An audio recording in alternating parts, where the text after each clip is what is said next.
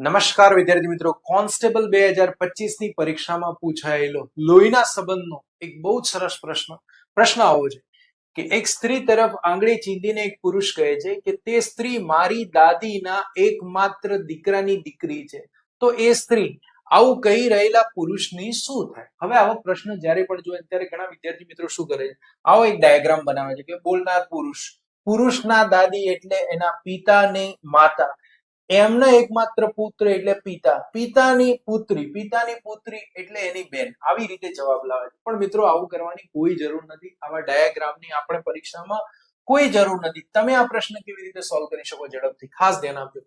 પુરુષ કહે છે કે તે સ્ત્રી મારી દાદીના એકમાત્ર દીકરા. હવે દાદીના એકમાત્ર દીકરા એટલે શું થઈ જાય? તો કે પિતા. અને પિતાની દીકરી, ભાઈ પિતાની દીકરી કોઈ પુરુષ હોય એના પિતાની દીકરી, એની શું થઈ જાય? બેન.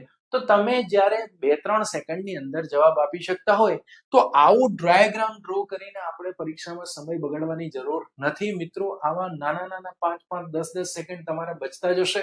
10 પ્રશ્નો વધુ થશે અને 10 પ્રશ્નો તમને નાપાસમાંથી પાસ કરાવી દેશે. તો મિત્રો આવા વધુ વિડીયો માટે જોડાયેલા રહો શૈલેષ પટેલ ઇન્સ્ટિટ્યૂટ સાથે. આભાર.